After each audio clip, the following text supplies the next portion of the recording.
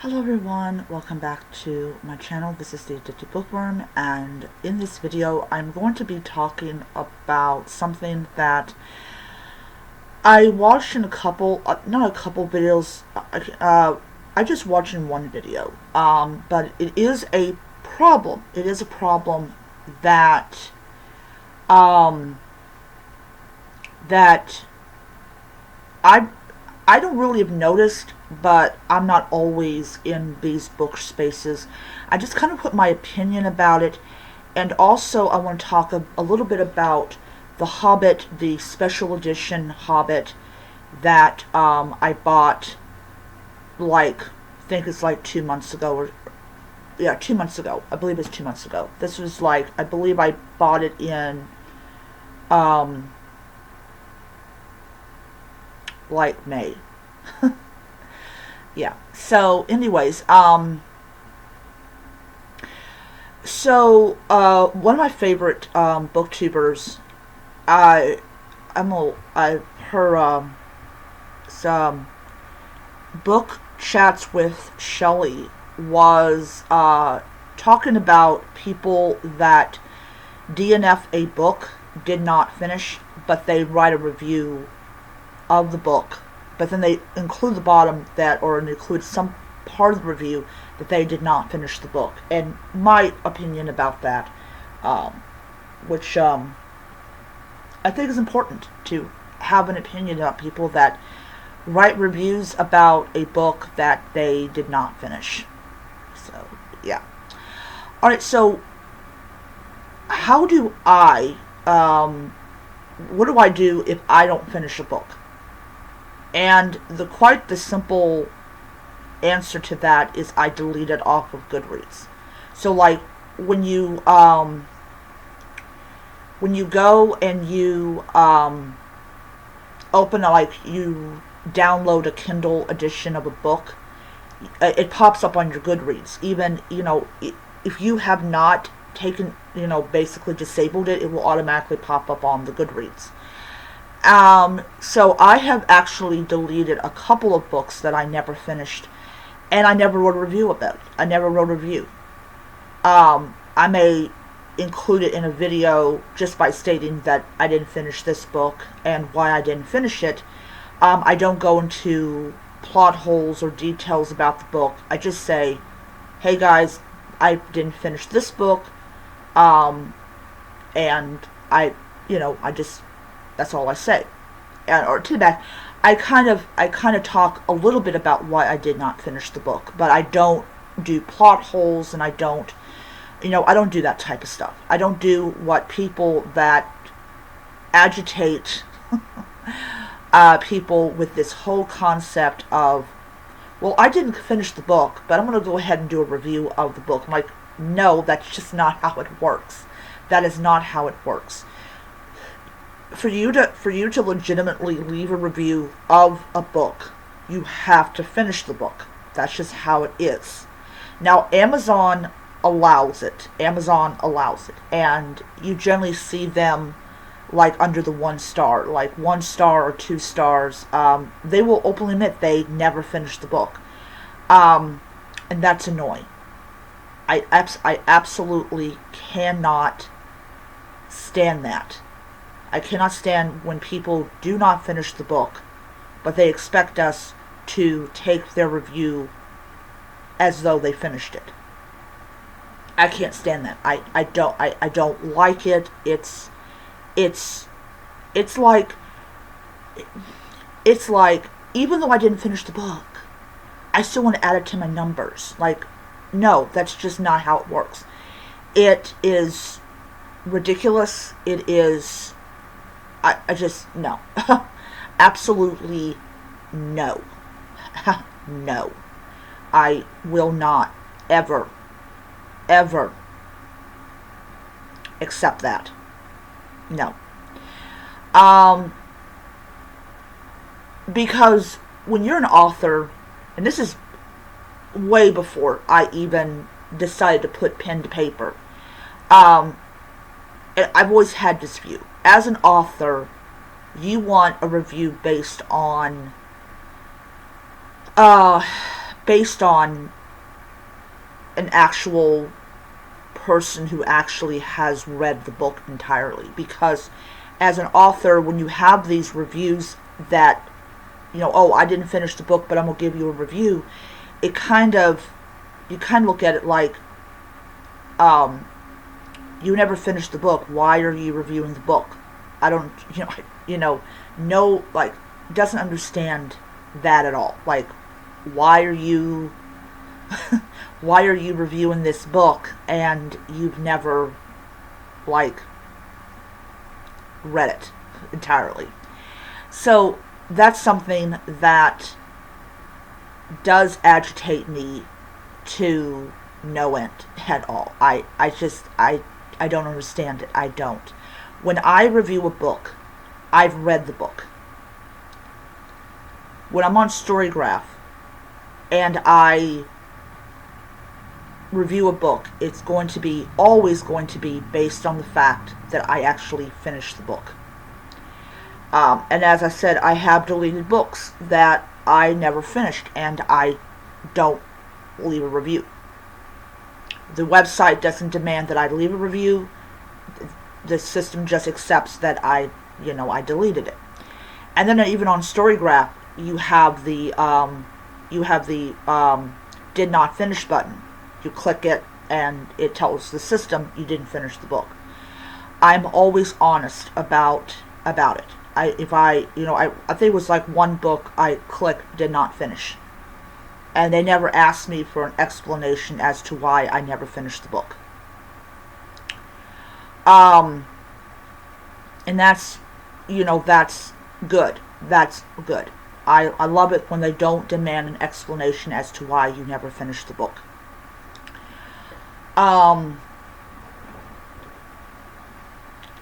So yeah, it's one of those things that ticks me off, and I just shake my head at the whole thing.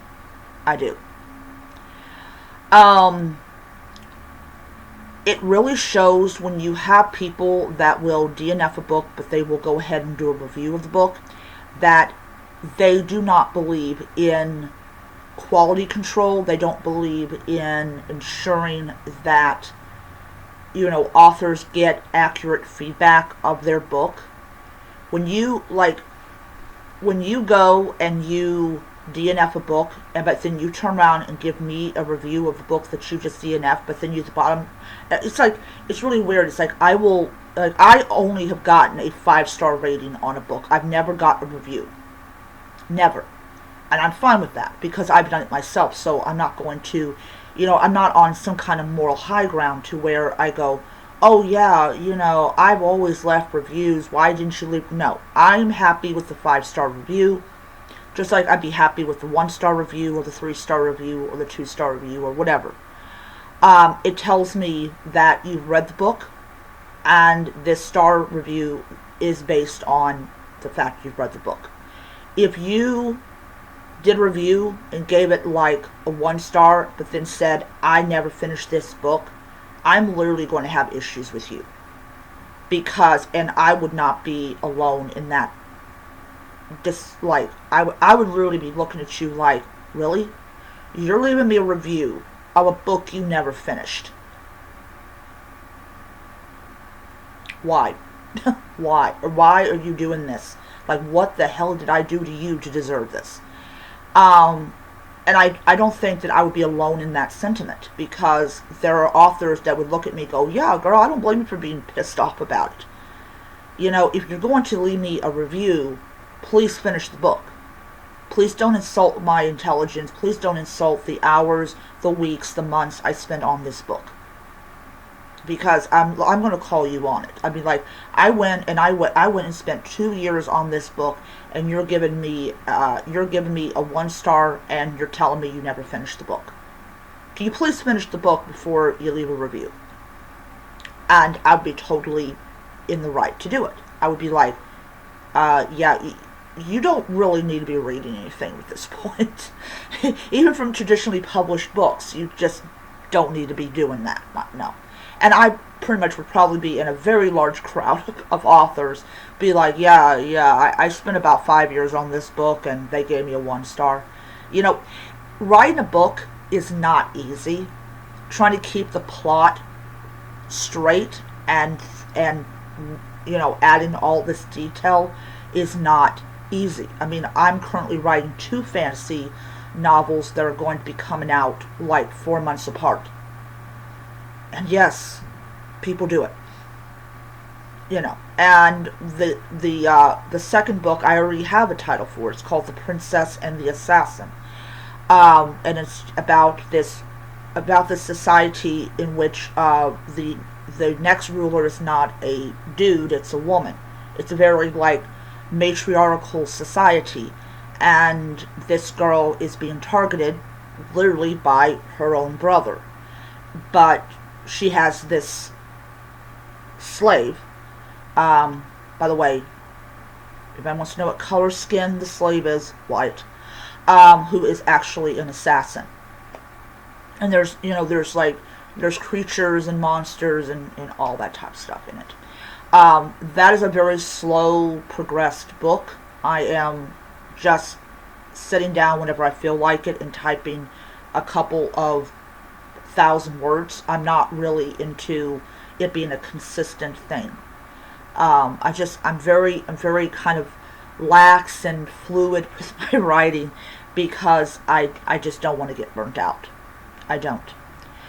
But anyways, so you have fantasy authors. They spend like hours and hours, and they spend months and all that stuff to write this book, and then you got someone who doesn't even finish the book, and they give you a 1-star review, and then they say, oh, by the way, oh, here's all the plot holes, this is what these people did. It's like, first of all, you didn't put spoilers. I think that if you do that, you should put like warning spoilers ahead. That would be kind of nice. That would be good. Thank you so much for that. Respect. But people don't respect authors anymore. They love the goods that the authors produce, but they don't respect the author. They don't. To them, authors produce a product that they can just throw away. And that is just, I'm sorry, I just don't approve of it. I just absolutely do not approve of it. My Merlin one is going really well. It's going really well. Though, if I get this job on Wednesday, I will be writing only on my days off and not like I would normally. Anyways, so yeah, it's ridiculous. It's absolutely ridiculous. So, moving away from that, so I bought the special edition of the it's not the Lord of the Rings. I'm getting that next. The Hobbit. I was on Amazon. This is back, I think it was in April. I think it was April. And I noticed that Amazon had the special edition of The Hobbit. And I do not ever go for special edition books. I don't. They don't offer anything that I want.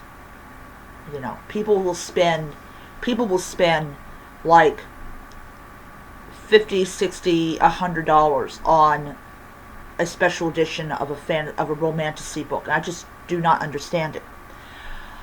I don't have The Hobbit's actually over there, but anyways, I went and I decided to buy it because it's The Hobbit. It's Tolkien. Tolkien is the basis of every fantasy book that has ever been made. He's like the luxury hotel in fantasy. And I got it, and I want to say point blank that when I got it, it was shrink wrapped, which I I know special editions are never shrink wrapped. Never. Ever. So, so I went and I got my little toenail clipper, and I basically broke the plastic, and I opened it up. I've read The Hobbit. I've read The Hobbit. But now I want to read it again. Now I want to read it again. So what makes this version of The Hobbit, and I will actually do a whole video where I will show you guys the pictures inside.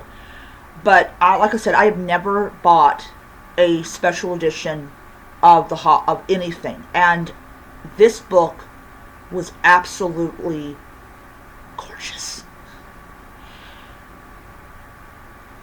I have gone back onto Amazon and I have found the book, and I actually looked at the reviews of the book, and they don't talk about the story.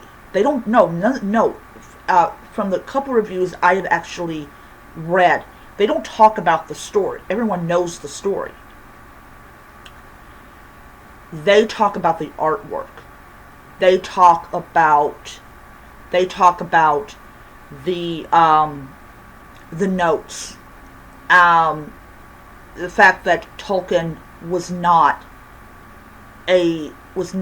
did not have really legible writing. How the heck did the publishing house print it? I must have taken a team of archaeologists or something like that.